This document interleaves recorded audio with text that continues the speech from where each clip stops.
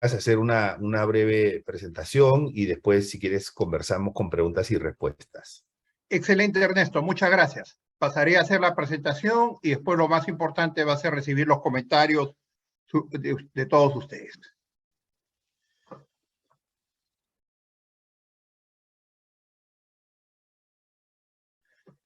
Yo acostumbro siempre empezar con este anónimo chino.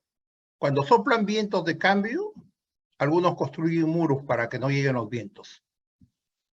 Yo me inclino por aquellos que construyen los molinos, que utilizan las situaciones adversas a favor. Quisiera empezar con ello, que es un anónimo chino. Muy brevemente, ¿cuál es el contexto actual para los negocios? ¿Qué situación es la que estamos viviendo dentro de los negocios? Muy breve, muy sumariamente, para no expandirme, presentaría algunos tips. A pesar del temor a un enfriamiento de la economía china, a pesar de todo el cambio que hemos visto en los últimos días, que se ha dado por un periodo de 3 años más con Jinping, ¿no?, en China, China enfrenta una serie de retos a futuro. Entre los retos que enfrenta estamos hablando, hay un enfriamiento de la economía china, hay una moratoria hipotecaria donde los usuarios de los préstamos de vivienda no desean pagar, no quieren pagar, y el gobierno chino ha dado todo un programa de salvataje de 500.000 millones de dólares. Dentro de ellos se espera una desaceleración en lo que implica la demanda de China, principalmente en materias primas. Algunas interrogantes a futuro, ya de hecho va a superar a Estados Unidos, está superando a Estados Unidos a la economía americana, pero surgen algunas interrogantes sobre la institucionalidad, la estructura de la China futuro. El segundo tip es la crisis energética y el transporte lleva un aumento de precios en el mercado mundial. Y esto es lo que hemos visto con la invasión rusa a Ucrania, que es el tercer punto. Ucrania, denominado el granero del mundo, esto ha originado todo un aumento en precio de los alimentos, se ha generado un problema por la exportación, digamos, de gas de Rusia a Europa principalmente, y todo esto ha conducido a la economía mundial a un proceso inflacionario. Los bancos centrales en el mundo están luchando, reajustando la tasa de interés, hay una desaceleración de la economía, lo que se denomina hoy en día la estaflación, inflación más recesión. Por otro lado, la famosa globalización se ha recompuesto. Hay una globalización en bloques económicos regionales, Europa, estamos hablando de Estados Unidos, países que se agrupan para solucionar su propia problemática. Y yo diría que hay una globalización digital. ¿Por qué? Porque con motivo de la pandemia, evidentemente ha habido un mayor uso, una mayor difusión de todo lo que significa la parte de integración al mundo digital. Hay un rearme ante la invasión rusa a Ucrania, crecientes gastos en armamentos. Entonces, todo esto lleva a una situación no fácil a nivel mundial. Tenemos interrogantes a futuro, pero esa es la realidad. La realidad es no lo que fue, lo que quisiéramos que fuera, sino lo que es. Hay un proceso estaflacionario, hay un problema, digamos, a nivel mundial con el abastecimiento de determinados productos y interrogantes sobre lo que viene en el mundo a futuro. Entrando a nuestro tema. Usualmente, al valorar una empresa, estamos acostumbrados a ver el valor financiero. Aplicamos las tecnologías vigentes, nos proyectamos en un horizonte, una vida útil, pues suponemos un valor de rescate, un valor de perpetuidad al final, una tasa de descuento y damos un valor financiero. Y esto lo hacemos la mayoría de la gente del área financiera. Pero a mí me gusta enfatizar sobre el concepto de valor estratégico. El valor estratégico es el valor para el comprador una vez evaluado las sinergias. ¿Qué valor adicional encuentra? ¿Qué plus tiene el valor del negocio para quien lo va a adquirir? Esto es un aspecto sumamente clave. Para ir a una negociación, el valor financiero es simplemente una referencia. Lo importante es el valor estratégico para quien va a comprar o va a adquirir una empresa. Este concepto de valor estratégico difundido, digamos, durante los últimos años. En muchos casos yo diría que la autocrítica es que no se ha tenido en cuenta adecuadamente para todo el proceso de negociaciones de compra-venta de empresas. Ejemplo de valor estratégico, el caso extremo, yo recuerdo haber vendido una empresa que estaba prácticamente en quiebra, en liquidación. Recuerdo que en la etapa final de la negociación, el comprador me dice, bueno, ¿qué pasa si dejamos la situación como está? Le digo, nosotros tendríamos que irnos, evidentemente, a un Chapter 11, a un proceso de reestructuración y declararnos en quiebra. Pero ustedes, para entrar al mercado, requieren instalarse y van a transcurrir 2 o 3 años que van a pagar para esa introducción en el mercado. Luego, evidentemente, vamos a perder ambos. Yo aprendí que en los negocios tenemos que ganar ambos. Permíteme a mí reducir las pérdidas para la liquidación y ustedes van a tener dos beneficios. El ingreso inmediato al mercado y, por otro lado, las pérdidas que son deducibles para efectos tributarios. Con lo cual concretamos la operación. ¿Qué nos pone de manifiesto eso? Que para el valor financiero, para el vendedor, era negativo. La empresa estaba en quiebra. Pero para el comprador hay un valor estratégico de por medio. Y esto lo vemos en infinitos casos. Lo vemos un terreno, pongamos que esté ubicado estratégicamente al costado de un centro de expansión, al costado de una universidad. Lo vemos cuando se compra una empresa con una proyección, digamos, a futuro en tecnología, en recursos de por medio. Recuerdo una famosa compra estamos hablando del año 94, 95, se compró la compañía de teléfono de Perú en 2.002 millones de dólares y para el Economy fue catalogada como la privatización del siglo, pero no estaban comprando el flujo, no estaban comprando la empresa, lo que estaban comprando de por medio era todo el cambio tecnológico y el posicionamiento a nivel de toda América Latina de Telefónica. Esa era su visión estratégica. Ahora bien, una empresa se quiere por infinitos motivos. Crecimiento de las ventas, entrar a un mercado complementario, una nueva zona geográfica, capturar una porción del mercado, acceso a tecnología e innovación, principalmente son todas las compras de las empresas tecnológicas, las empresas de Internet en los últimos tiempos, fortalecer el talento, capacidades que no tengo como empresa, complementar los servicios, productos, reducción de costos. En otros casos es prevenir que un nuevo competidor entre al mercado y mantenerme, comprar ese posicionamiento, obtener activos críticos que yo no tengo en el negocio, no tengo esa disponibilidad y evidentemente en muchos casos en las fusiones o adquisiciones crean barreras competitivas para la entrada, ¿no? Para lo cual los organismos pro competencia tienen sus reglas de juego para evitar, digamos, que finalmente se vea afectado el consumidor.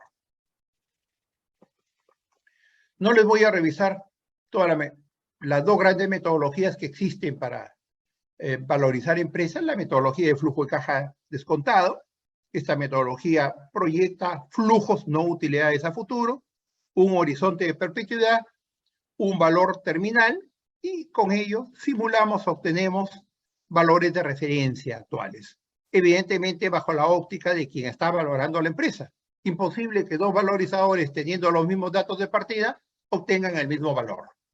Ahora, acá el punto importante es tener en cuenta que este valor terminal ya no es a infinito. Las empresas tienen una vida determinada y hay que trabajar con tablas de mortandad para ver las probabilidades de vigencia de vida útil de los negocios. El segundo método, más que un método de valoración, es el método de comparables. ¿Cuánto se pagó por una empresa? Este método tiene, bueno, con varios indicadores. El más usado es el EBITDA, que ya hemos conversado cómo hay que corregirlo, pero vale la pena comentarlo que en la actual situación, esta normalización del EBITDA juega a favor o juega en contra. Por ejemplo, hay negocios como relacionados con salud, negocios como con comercialización con fertilizantes, que evidentemente, o abastecimiento de alimentos, que hoy en día tienen un EBITDA sobredimensionado. Entonces hay que normalizarlo a la inversa. Y negocios en los cuales sí se han visto afectados o incluso han terminado. Entonces hay que tener en cuenta que este EBITDA tiene que ser replanteado en la situación actual, ¿no?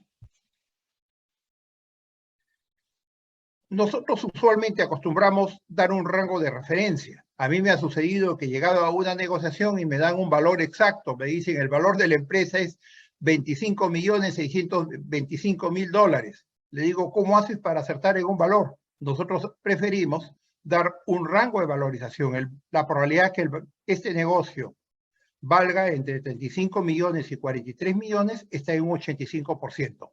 Lo importante es el valor final de negociación de compra-venta. ¿Qué estamos tratando? Fusiones, adquisiciones. El mercado de vigencia en América Latina, que tiene un gran incremento, digamos, en las operaciones en los últimos tiempos, son las empresas familiares. Empresas familiares en las cuales, digamos, el reto que se presenta es la sucesión. Estadísticas a nivel mundial ponen de manifiesto que del fundador a la primera generación subsisten alrededor del 48 a 57%. Y de la primera generación a la segunda, escasamente estamos hablando de un 9 a un 17% que llegan. Acá hay varias opciones: designar un miembro de la familia, designar un presidente interino, designar un gerente profesional.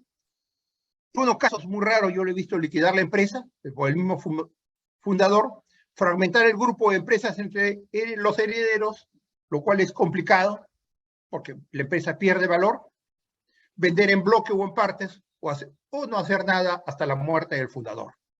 Hoy en día, lamentablemente, con motivo del COVID, tenemos muchas operaciones relacionadas con el proceso de las sucesiones en empresas familiares, principalmente porque no existe la cultura de dejar un testamento de por medio, dejar las reglas de juego claras, digamos, a futuro, en lo que implica esa continuidad de los negocios, ¿no? Y en muchos de los casos, la mejor opción es la venta para que la empresa, digamos, no pierda valor y se sacrifique lo que tanto esfuerzo costó al fundador.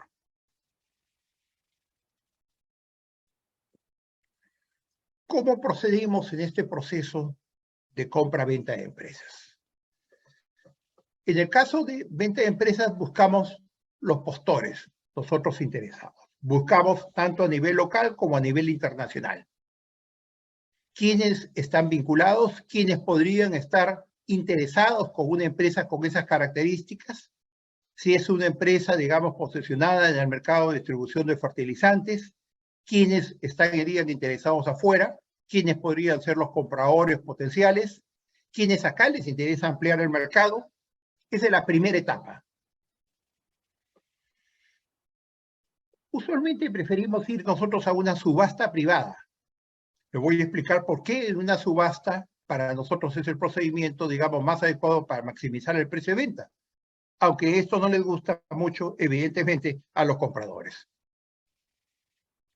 Entregamos una información preliminar, una información referencial, características generales, para que a nivel de los postores puedan, digamos, interesarse en la empresa y hacer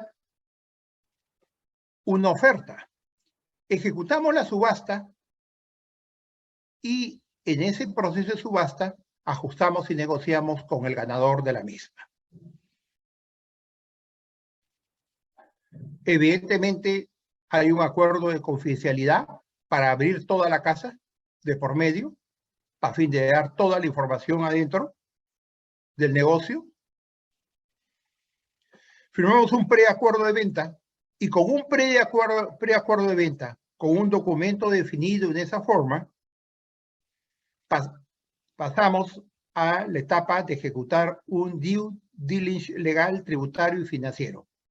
Este due es muy importante porque le permite al que va a adquirir la empresa ver cuál es la verdadera situación dentro de casa. ¿Qué implicancias hay con lo que se denominan las contingencias legales, tributarias, financieras? ¿Qué pasa con trabajadores si hay juicios de por medio? ¿Qué pasa si el organismo encargado de la tributación en el país plantea observaciones o tiene deudas pendientes? O en el caso de litigios, digamos, de la misma empresa. Saneado este proceso, se determina el monto de lo que se llaman las contingencias y pasamos finalmente a una negociación del precio final y al canje de las acciones y firma del contrato. Esto es a grandes rasgos el proceso de compra-venta de empresas, como nosotros lo manejamos. Hay algunas variantes dependiendo de la situación específica del comprador y el vendedor. Vale la pena comentar acá lo siguiente. Hay un valor del vendedor, que es el valor mínimo a pagar. Yo quiero vender. Y hay un valor del comprador, que es el valor máximo que está dispuesto a pagar quien adquiere el negocio. En el interín hay una área de negociación. Lógicamente, si ambos coinciden, no hay opción para llevar a cabo la negociación. El precio final depende de esta negociación del vendedor con respecto al comprador, ¿no? Evidentemente, el objetivo del vendedor es elevar al máximo el precio de venta y el comprador atribuirse, ganar para sí mismo el diferencial pertinente pagando el precio más bajo, ¿no?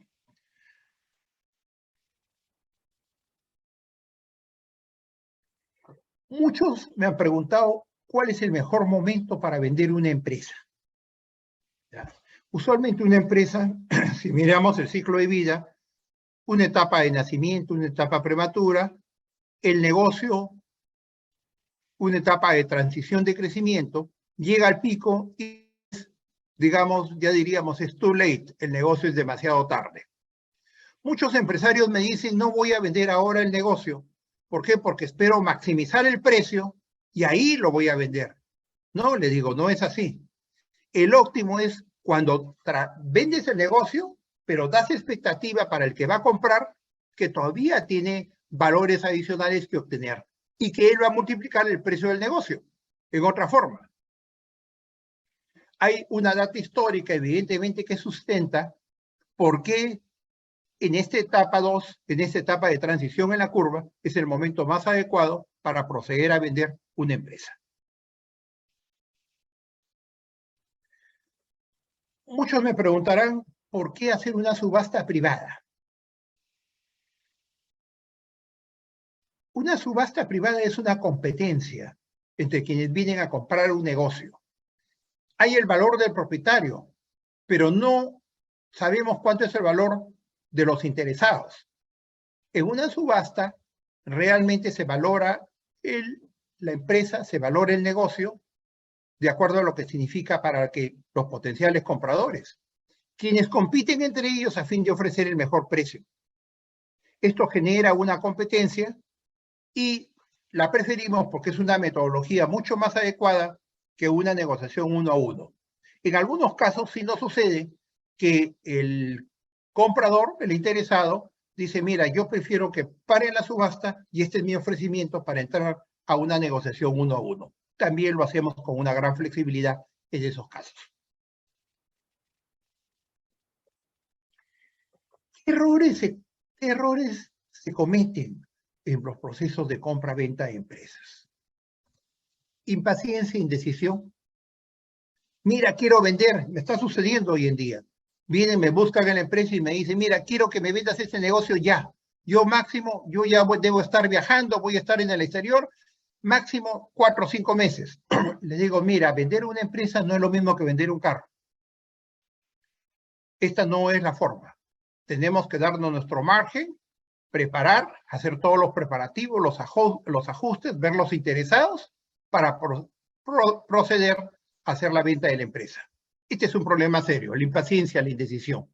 O no están claros si quieren o no quieren vender. Mala comunicación, superposición entre las comunicaciones de los propietarios con el banco de inversión, con los agentes de por medio, interfieren y no es así. El dueño tiene que guardarse para hacer la última opción.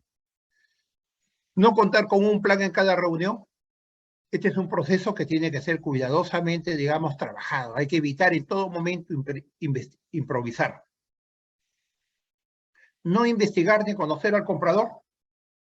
Por eso es tan importante la primera etapa en la cual hacemos un mapeo, una investigación sobre quiénes serían los interesados, cuál es su perfil, qué sinergia sumaría a su negocio para poderlos invitar.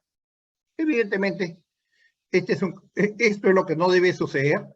negociar, digamos, con superioridad, porque somos los propietarios, esto no tiene sentido.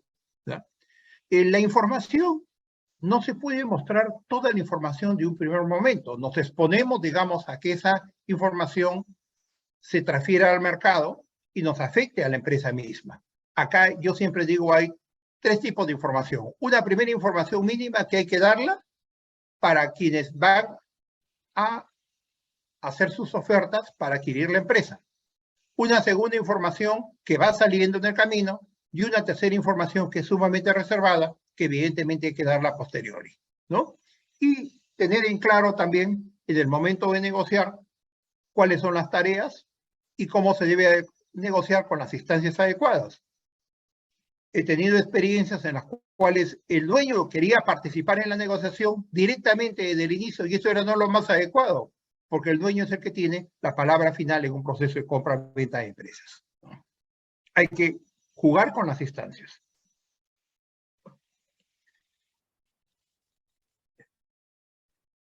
Quiero comentar lo que denomino el decálogo para la venta exitosa. El primer punto es el mejor momento para vender una empresa es cuando el negocio y el sector en que se desenvuelven son rentables y tienen potencial de crecimiento a futuro. Las empresas, a diferencia de lo que existe en el pasado había un prejuicio que decía, estás vendiendo la empresa. Ah, qué lástima, no te ha ido bien, está mal. O sea, el estereotipo era que las empresas se vendían porque estaban mal. Hoy día no sucede eso, las empresas se venden porque están bien. Y las empresas hay que venderlas cuando son rentables y tienen un potencial de crecimiento a futuro. Segunda regla, las empresas no se venden de inmediato de improviso. Una venta tiene que planificarse cuidadosamente y lleva de 4 meses a 1 año. Y en muchos casos se paraliza la operación y se retoma nuevamente. Me ha sucedido que retomamos la operación o el posible interesado mostró otras señales 2 o 3 años después. La tercera regla, y esta es para el propietario, nunca trate de vender usted mismo su empresa. Es el peor negocio que haría el propio dueño. La venta de una empresa es un proceso especializado que requiere de un manejo profesional y objetivo. 2 motivos. Primero, converso con algunos propietarios y le digo, ¿tú conoces muy bien? Sí, conozco mi negocio. Por eso has hecho una empresa exitosa. Pero ¿cuándo has hecho una operación de compra-venta de empresas? Por otro lado, esto requiere de todo un manejo profesional, un manejo especializado, que no está disponible. Y si tú le pones una dosis de emotividad, la situación se complica. Cuarto, busque por todos los medios los compradores más adecuados para quienes potencialmente la empresa vale más. Este es el trabajo previo del banco de inversión. Este es el trabajo previo que nosotros hacemos en gran parte. Dedicamos un tiempo especial para buscar los posibles interesados, los compradores tanto locales como internacionales. ¿Y por qué estarían ellos interesados? ¿Cómo llegamos a ellos?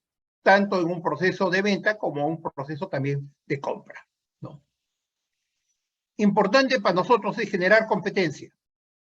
La competencia es la base del éxito, porque si solo lo hacemos 1 a 1 en algunas circunstancias, salvo que el precio sea sumamente interesante para el vendedor, pero preferimos en la mayoría de los casos que se genere competencia, que compitan entre ellos.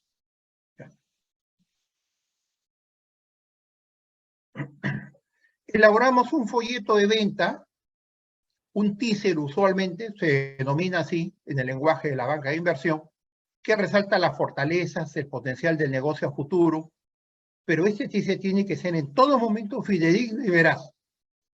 ¿Por qué? Porque acá tenemos que ser sumamente transparentes y claros.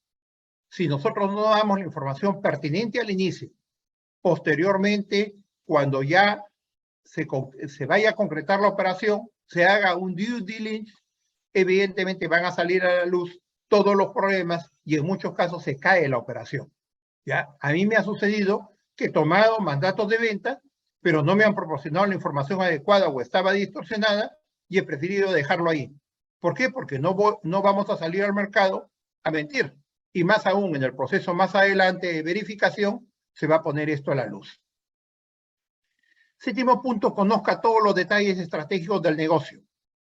¿Dónde se genera valor? Esto es clave para llevar a cabo una buena negociación. ¿Es el producto?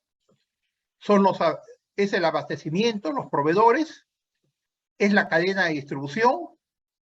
¿Es la gente que tiene, digamos, ya especializada en el negocio? ¿Dónde está nuestro valor? Y tenemos que proteger ese valor durante el proceso de negociación de compra-venta, lo que se denomina el core business de la empresa. Octavo, tengan claro los motivos por los cuales los potenciales compradores están interesados en la empresa o qué buscan en ella para negociar adecuadamente. ¿Por qué estarían los compradores interesados en una empresa como la que estamos ofreciendo? Con todas las razones anteriores que hemos mencionado. Posicionamiento, ampliación del mercado, adquisición de tecnología, eliminación de competencia. Hay que tener en claro por qué estarían interesados esos compradores en adquirir el negocio que estamos ofreciendo. El noveno punto es un punto sumamente importante, más en América Latina. No confundir los roles. Abogados, asesores, auditores, son importantes. Cada uno tiene su propia participación en el proceso de venta. La negociación de la venta misma en la empresa es un proceso aparte. Y acá vemos una superposición, porque muchas veces los abogados entran a participar desde el inicio, pero no conocen de la parte legal, de la parte financiera, mis colegas. Hay gente que está muy preparada en el campo legal y evidentemente complementamos el equipo, pero no puede haber un sesgo, digamos, netamente legal. Nosotros usualmente lo que hacemos es damos una terna de estudios jurídicos para que el cliente escoja con quién se encuentra más familiarizado, con quién se siente más cómodo. Los asesores igual. Hay asesores sumamente especializados, hay que llamarlos para el campo específico, y los auditores también. Usualmente es buscar qué cosas ocultas o quiénes son los culpables. Entonces, cada uno tiene un rol importante que cumplir y forma parte del equipo de negociación. Pero el negociador tiene que estar claramente especificado, que es el que dirige todo el equipo. Y el décimo punto, diría, tenemos que facilitar la venta al comprador. Hay que poner todo en procesos claros, sencillos, para llegar a un acuerdo de la forma más breve y más armoniosa posible. Facilitemos el proceso. No demos la información ya bien estructurada, bien armada, los datos del mercado, información que él vea que hay un proceso sumamente amigable y en términos bastante simples, que es como nos gustaría a nosotros también entrar a una compra de una empresa. Esto es lo que yo denomino usualmente el decálogo para los 10 mandamientos o el decálogo para la venta exitosa, que siempre lo tenemos en cuenta. Bueno, el libro de evaluación de negocios, como lo comentó Ernesto, está disponible en Amazon en versión tapa blanda y en ebook. Cumpliendo con las restricciones del tiempo, estoy a la disposición de todos ustedes con las preguntas, observaciones, comentarios pertinentes. Creo que esta va a ser la etapa más importante. Muchas gracias a todos ustedes por su atención. Alejandro, excelente, excelente. Me gustaron muchas partes y me sentí identificado con algunas otras, ¿no?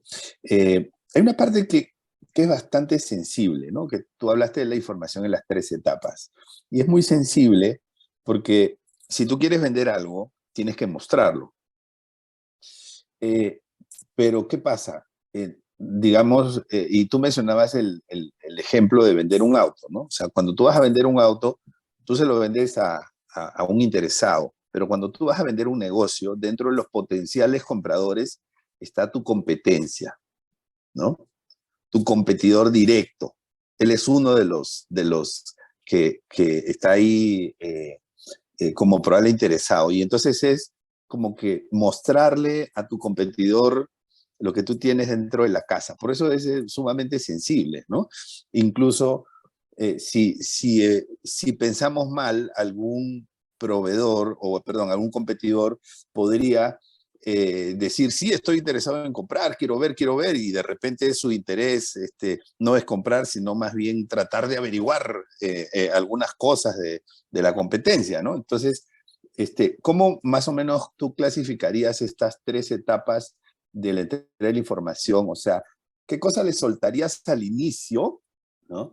De información vamos a ponerlo concretamente al competidor, ¿no? Que se presenta al competidor directo, ¿no? O sea, se presenta, ¿qué cosa le mostrarías directamente y qué cosa le mostrarías más adelante sujeto a que la negociación vaya avanzando? Mira, la primera información, Ernesto, excelente tu pregunta, la damos en lo que se llama un teaser. Un teaser son 2, 3 hojitas muy breves, donde hay una síntesis del negocio. Cómo estamos en el mercado, en nuestro producto, la trayectoria de la empresa, el posicionamiento, ¿ya? Es un currículo muy resumido, ¿ya? Y evidentemente, en muchos de los casos, mostramos, digamos, un EBITDA, un indicador de la empresa, las ventas, cuánto ha tenido EBITDA de ganancias en el negocio. Vengan ustedes acá. ¿Quieren algo más? Llámenos y les damos información de la empresa si están interesados. Esa es la primera etapa, ya que es una información general, pero con algunos detalles específicos. En muchos casos no damos a conocer el nombre de la empresa. Claro, a pesar de no dar a conocer el nombre de la empresa en mercados donde hay 2, 3 competidores, se ubica fácilmente por la descripción. Es como describir a una persona, dirige una institución, tiene tales características, está sumamente organizada, tiene un liderazgo en América Latina, ya saben a quién se refiere, ¿no? Entonces, eso mismo sucede con las empresas. Pasada esa primera etapa, quienes están interesados, nosotros tenemos un contacto face to face, un contacto 1 a 1 con ellos para filtrarlos. Ahí nos damos cuenta si realmente están interesados o quieren obtener más información o por curiosidad en el medio, porque acá hay bastante curiosidad. Ahí pasamos para la firma lo que se llama un acuerdo de confidencialidad, un NDA. Esta primera etapa ya le damos, que él manifiesta el interés de entrar a la subasta, una información para que él pueda hacer su oferta. La segunda etapa. Entonces, él tiene ya indicadores más específicos con los cuales va a poder hacer una valorización. Incluso en algunos casos le facilitamos un modelo de valorización. No le vamos a decir cuánto vale, pero le decimos acá tienes el modelo para que tú encuentres y pongas tus variables y encuentres tu valor referencial. Con ese valor referencial entran a la subasta. Se obtiene el ganador y ahí viene la tercera etapa. Ahí ya se hace un due diligence legal tributario y abrimos totalmente la casa con la información que hay dentro de ella, ¿no? Son las 3 etapas, digamos, que hay que manejarlas cuidadosamente.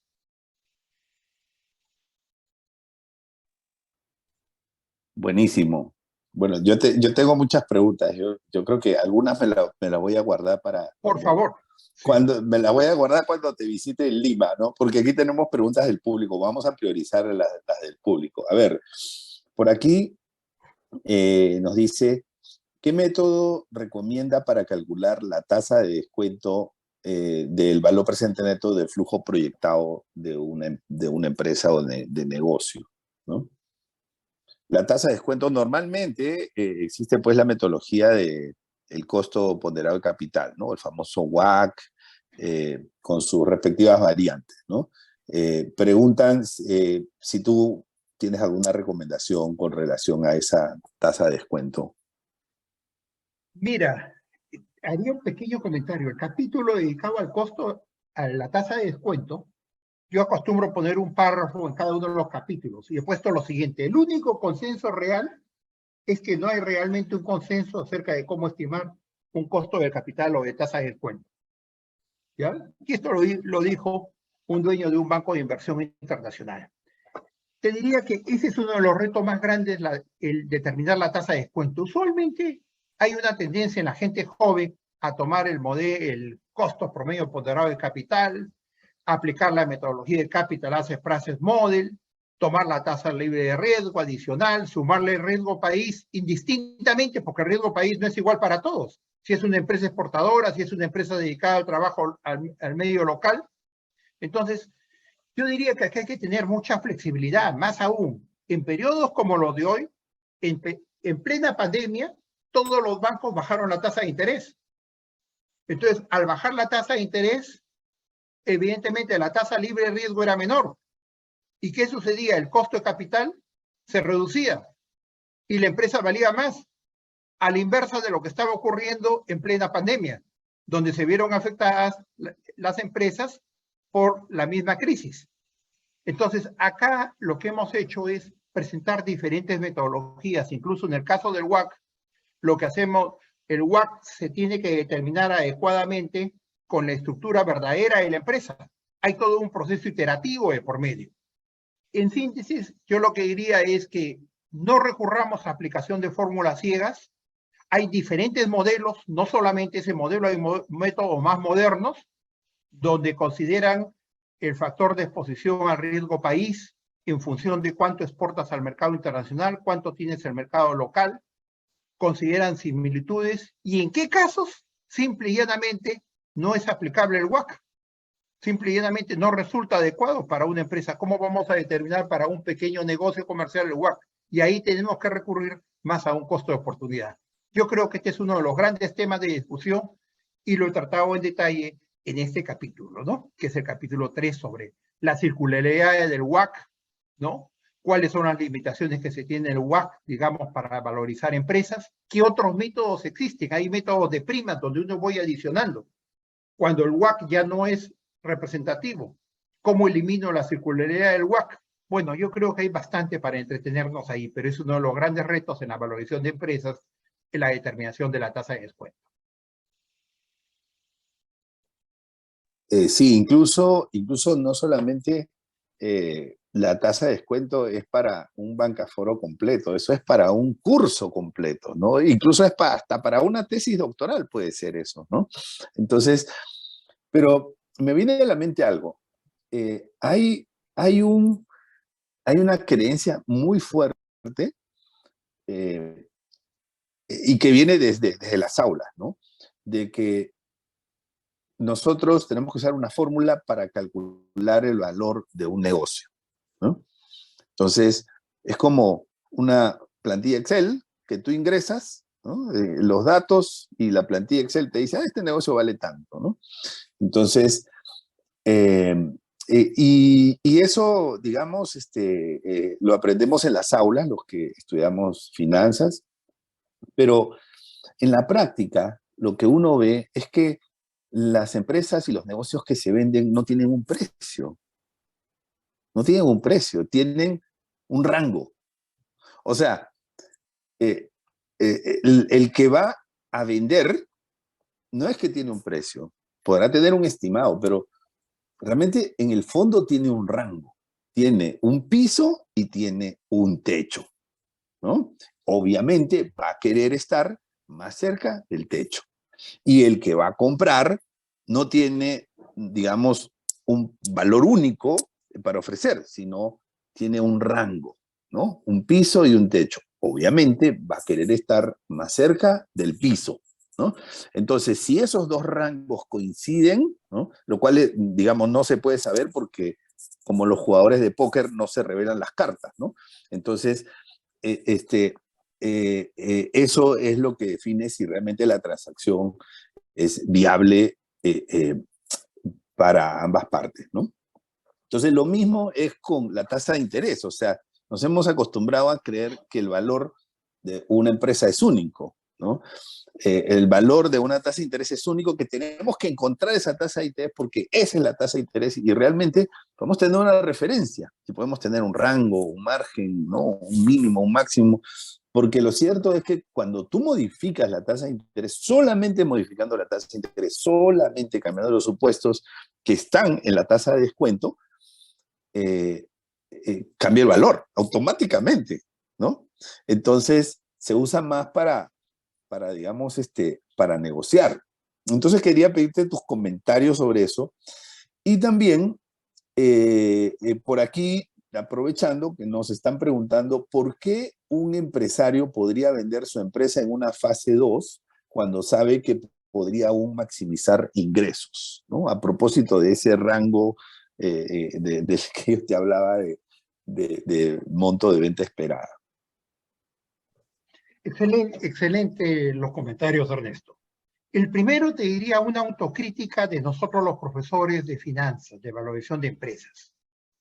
Hemos en muchos casos, y esto lo hablo con la gente más joven, hemos condicionado un aspecto operativo mecánico, donde el alumno recibe su hoja Excel, cuánto vende la empresa en el inicio, lo proyecte a 7 o 10 años, ponga un valor terminal, aplique la tasa de descuento y diga el negocio vale 20.273.656, lo cual es un absurdo.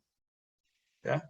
Eso tiene que cambiarse. La valorización de un negocio depende de quién la haga y lo que tenemos que hacer es dar un rango de referencia. A mí muchas veces me dicen, mire, el negocio vale 13.570.000. Le digo, ¿cómo hiciste para acertar así? Nosotros decimos, nuestro informe que hacemos en Indacoche Asociados es, existe un 87% de probabilidades que el valor de la empresa esté entre 12.100 y 14.300. Damos ese rango para negociar. Más aún, te diría que en clases con los alumnos en maestrías, lo que hago es a la inversa. Les digo, yo no quiero que me den el valor del negocio. Yo quiero que ustedes jueguen con las variables y quiero que el negocio valga tanto. Partan a la inversa. Y el segundo ejercicio que les doy es, le tengo esta información, pero yo no quiero que me calculen el negocio para el que está vendiendo. Yo quiero que me estimen el valor del comprador. Entonces me insisten y me dicen, profesor, pero no hay datos. Ese es el reto. Necesito que ustedes supongan, consigan los datos y me digan cuál es el valor estimado del posible comprador, no el del vendedor. Y creo que esos son algunos ejercicios, digamos, bastante interesantes que ayuda a que los estudiantes en los cursos de finanzas tengan una mayor apertura en lo que implica la valorización de negocios, ¿no? Ahora, ¿por qué vender una empresa? Existen múltiples factores. Por ejemplo, hoy día con el COVID, hoy día con la pandemia, nosotros hemos recibido una ola, digamos, de ofertas de venta de empresas. ¿Por qué? Porque primero, lamentablemente la pandemia ha traído un problema sucesorio, ha fallecido el fundador. En otros casos, ha llevado a repensar sobre la acción misma del negocio. Dice, mira, yo ya tengo cierta edad, no quiero ser el más rico del cementerio, quiero vivir los años que me quedan, no tengo un sucesor dentro de la empresa adecuado, lo estoy forzando a que vengan a la empresa, pero no quieren participar. Luego, lo más adecuado es proceder, digamos, a la venta. En otros casos, se vende el negocio porque no existe un heredero que pueda llevarlo a cabo, que pueda mantener, digamos, esa continuidad de la empresa. Y en los empresarios, evidentemente, muchas veces reciben una oferta sumamente interesante, quieren pasar a otra etapa de la vida, dedicarse a la vida, no es solamente morir en el negocio, sino quieren, evidentemente, he hecho mi capital, quiero retirarme, quiero dedicarme al arte, quiero dedicarme a una ONG, voy a cumplir, digamos, con mis expectativas de vida en estos años que me quedan. Pero evidentemente cada vez hay menos gente que quiere morir pues, en el negocio, ¿no? Con gran mérito, lo crean, entran en una etapa de crecimiento, pero es un sentido de planificación de la vida. Y hay ofertas sumamente interesantes, también que no se vuelven a presentar. A mí me ha sucedido el caso de una empresa local que estaba muy bien posicionada hace 8 años. Recibimos una oferta del exterior y los dueños dieron un precio estrambótico. Dijeron, si quieren, ustedes me pagan $40 millones. Lógicamente, los inversionistas del exterior sonrieron. Transcurrieron 3 años después, los vuelvo a llamar y me dicen, mira, qué bien que nos llames, porque nos llamas y te vamos a invitar a la inauguración de nuestra nueva planta de fabricación y ya no estamos interesados en el negocio. Entonces, muchas veces nosotros no medimos, el empresario no calcula que hay que saber llegar, pero también hay que saber salir de los negocios en el momento adecuado, ¿no? Hay infinidad de causas por las cuales se opta por la venta de las empresas, ¿no? Muy bien. Por aquí nos preguntan por la organización de la subasta. ¿Qué tipo de empresa es la que organiza la subasta? Mira, nosotros organizamos la subasta como banco de inversión. Vale la pena comentar de que hay software especializados. software especializado, ya no necesitamos descubrir, hoy día todo es digital. Entonces, para darles una referencia, ponemos la información base en la página donde estamos efectuando la subasta, previa firma de un acuerdo de confidencialidad. Ponemos postor 1, postor 2, postor 3. Damos la misma información a todos. No se conocen entre ellos. Si alguno pregunta, quiere más información, lógicamente se la damos, pero lo damos en forma paralela a todos. Finalmente, o sea, en otras palabras, con eso evitamos el sesgo de información. Que como banco de inversión, como banco que esté efectuando la subasta, le doy información privilegiada a un postor y a otros no. En cambio acá, con medios digitales, se ofrece a todos en paralelo. Y finalmente, se recibe la oferta y se evita, digamos, esa filtración de información. ¿Cuánto estás pagando? 20 millones, yo pago un poquito más. No, se reciben las ofertas y se encriptan para llegar al momento, abrir y tener el ganador. Este software nosotros lo alquilamos y cuesta alrededor más o menos de $800, $1,000, ¿no? Es el medio digital. Que esto lo he estado comentando, ¿por qué no se usa en el sector público, sin salirme del tema, en muchos países? En mi país hay un problema serio con las subastas públicas en los gobiernos regionales, en los gobiernos de los estados al interior. Y le digo, si es un software de $800 y lo utilizas de forma paralela, con total transparencia, y llevas a cabo una subasta, digamos, como debe ser, ¿no? Sí, incluso en Perú, cuando yo trabajaba en Perú, una empresa del sector privado usaba ese mecanismo de subasta, no ese software que tú dices, pero usaba un mecanismo de subasta, ellos tenían su propia herramienta y nos hacían competir con otros, o sea, del sector privado, ¿no? O sea, nos hacían competir pero bueno, me imagino que se ahorraron un buen dinero ahí y hoy en día todas las empresas quieren ser eficientes. Bueno, Alejandro, se nos fue el tiempo, pero tenemos una ultimita presentación. Bueno, por ahí están preguntando cómo se llama el software. Si lo puedes poner en el chat, te lo agradecemos. Y por aquí nos preguntan que el proceso de una venta, cuando hay varias empresas en el mercado, como el caso de los bancos, ¿no?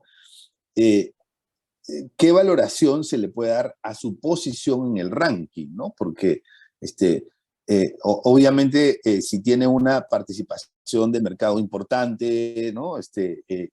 Pero yo entendería que la pregunta va por ahí, ¿no? Su posición dentro del ranking, ¿qué tanto puede pesar en una valoración? Mira, excelente la pregunta. Hay un dicho en la banca de inversión que dice, el efectivo es el rey, cash is the king. A mí me ha sucedido justo con bancos donde el dueño del banco me dice, señor Indacochea, ¿dónde está la cartera? ¿Dónde está mi posicionamiento que yo tengo en el banco como el segundo banco del país? Mi equipo gerencial, tengo una capacitación permanente y yo lo envío una vez al año a los cursos ejecutivos de Harvard. Y esto lo vengo haciendo durante los últimos 10 años. Usted no me lo ha puesto en el valor. Entonces yo le respondo y le digo, mira, tu cartera, tu posicionamiento en el ranking, los diplomas de tus ejecutivos, si no dan resultados, si no hay efectivo, se quedan como los diplomas en casa para que los guardes en cuadros. Todo eso se debe ver plasmado en resultados. Y esos resultados es el efectivo. Cash is the king. O sea, si tienes una buena cartera, un buen ranking en posicionamiento, una buena marca, buenos ejecutivos, te deben generar mucho más ingresos, ¿no? Y eso nos lleva a otro tema, Ernesto, que es el tema de valorización de marcas, que es lo que estoy preparando para la próxima edición, incluir un capítulo de valorización de marcas, porque valorización de marcas, hay compañías valorizadores internacionales que utilizan cierta metodología, digamos, cada una propia, pero para las grandes marcas, para los grandes gigantes, Microsoft, ¿no? Para Coca-Cola, pero valorizar marcas locales implica pues todo un reto de por medio y utilizar otras metodologías para ajustarlo de acuerdo a las circunstancias, ¿no? La valorización de intangibles, que es otro tema, digamos, de discusión que todavía está abierto, digamos, en el campo de las finanzas, ¿no? Hay un camino largo que recorrer de por medio, ¿no? Buenísimo, excelente, Alejandro. Pues muchísimas gracias por tu presentación. nos quedaríamos hablando mucho más, pero bueno, el tiempo nos restringe. Pues agradecerte a ti de manera especial y a nuestros amigos bancaforistas. No se olviden de revisar la página web de las empresas de Alejandro, que es indacocheasociados.com, si la memoria, indacocheaempresas.com, indacocheaempresas.com, y ahí van a encontrar información muy valiosa. Ernesto, mi palabra final es gracias por la invitación, un gusto estar con todos ustedes. Por favor, estoy abierto a recibir todos los comentarios, sugerencias por todos estos medios de comunicación. Ahí tienen el QR. Quienes deseen el libro de Finanzas e Inflación me escriben y les remito de inmediato el libro y algunos artículos, publicaciones, intereses que ustedes tengan, digamos, sobre el tema en general de compra-venta de empresas y valorización de negocios. Muchas gracias, Ernesto, por la invitación y gracias a todos ustedes por la atención.